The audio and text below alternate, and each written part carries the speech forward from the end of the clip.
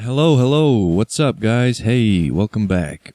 As you may have noticed, Digital Extremes put out a new update which introduces like 100 different changes to primary and secondary weapons that aren't beam weapons. So yeah, they did a huge revamp of a ton of weapons, and yeah, that is a new source of content for the future videos. So yeah, that's pretty good.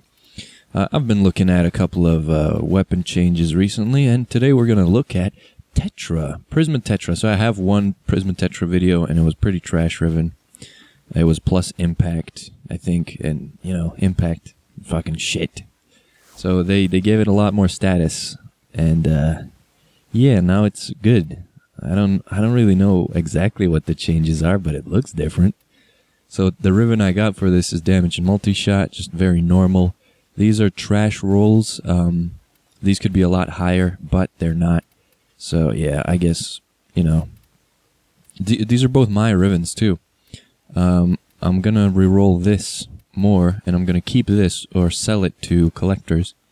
I don't know what I'm gonna do with it, but yeah, it has 90% status and okay, so here's about 2,500 damage per shot. I'm thinking maybe. A little less, but yeah, plenty of damage. God damn, it's really enough damage for over 10 shots per second. So the crit is the same completely. Not much happened there. Just the status increase, and I don't know what else they changed. Maybe they buffed damage? Don't care, really. The status is all that matters. So you wouldn't believe what kind of a change just adding status would do. And I've been testing this, and paused enemies also suffer from bleed procs. So I think that's fixed. It used to not be like that at all, but yeah, now it is. So my usual build for a PRISMA Tetra is like, what is it? Fucking cold and corrosive, and yeah, with primed cryo rounds.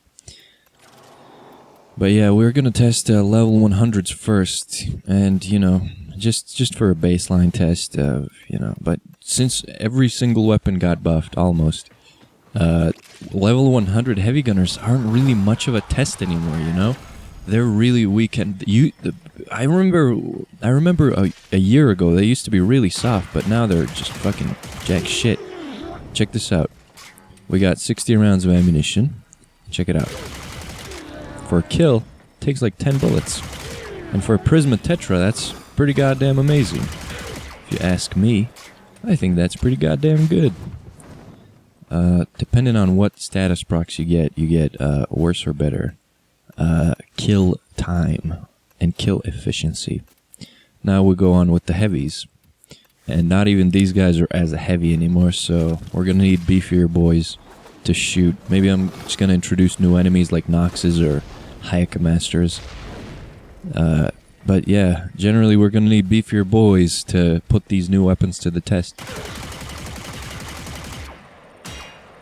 35, so 25 shots, I think. I'm not sure. 26 shots, something like that. But yeah, you can see shreds armor because all that corrosive. The status is pretty decent. Puncture and impact are the only things taken away from corrosive, so, you know, that spells good armor shredding. What I'd like is negative puncture ribbon for this. As you may have noticed, I really preach against IPS that isn't slash. So yeah, what we want is many status procs applied, and either slash, corrosive, or viral. I don't give a fuck about much else. But yeah, we're going to be looking at many new weapons really soon. I'm going to start shitting out content like crazy. It's going to be fucking awesome. Okay, so as you can see, PRISMA Tetra, pretty decent weapon. The ribbons for it are still going to be pretty cheap because, you know why? People think that these new changes are going to make ribbons more expensive because the demand is going to increase, but if the demand for everything increases, there's not going to be a huge polarization of weapon prices. If anything, expensive ribbons will get cheaper because their demands are going to decrease. So you shouldn't be worried about having to pay more for ribbon mods just because the weapons were buffed. I don't think you should worry about that at all. I think everything's going to get cheaper because everything is decent now. I mean, not everything is decent. There's some still pretty trash weapons. But yeah, many more weapons are end game material. So yeah, that's what you can look forward to when trying to build some beefy old weapons. I'm going to show you my usual build. It looks like this. It takes away a lot from corrosive. But the point is, we get corrosive cold, and then I can do anything with the last slot. I can suppress it. Let me just do this. Because I run Ivara, I need a suppressed version of every weapon. So there we go. Main is gonna be more fire rate, because fire rate is pretty neat. Oh, we already have a silence build. Hey, that's pretty neat. With shred as well, so some corrosive, some cold. They're pretty even right here. Almost 1,000 and just over 1,000 here. It's not going to do much for status because we have 60%, and yeah, the puncture is way too high for the corrosive to have a huge play. But yeah, we're going to use this just as a damage weapon with a little bit of punch through, which is going to be neat. I don't know. It's going to be pretty nice. I'm not to write home about, you know. So puncture, we're going to look at it as ×4 as far as status disposition goes, because, you know, status prefers IPS 4 times over elementals. So it's 1,800 damage, and corrosive is 1,400 only. So that's why we will still see more puncture procs than we will corrosive procs. So this is why I went with the decision to reduce cold and increase corrosive, to remove this from the status pool and from the damage pool overall, and to increase this to have a lot more corrosive to fight against this shitty ass puncture proc.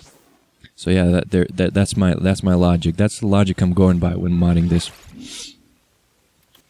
So that's pretty much everything I can show you. We're gonna do a little bit of small target testing, because it's a good spray weapon, I think, because projectile weapons are kind of neat when spraying. So, what we have is Corrupted Butchers, soft boys.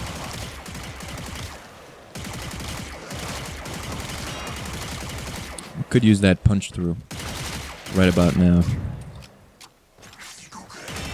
But yeah, I don't think it's bad. I think it's pretty good.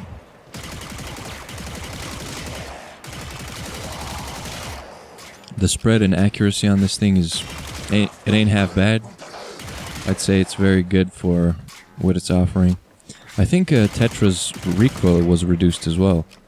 So yeah, okay. So as I can see, as you can probably see as well, is fucking decent accuracy. So yeah, not much to say there. Let's see if the spread is higher when not aiming.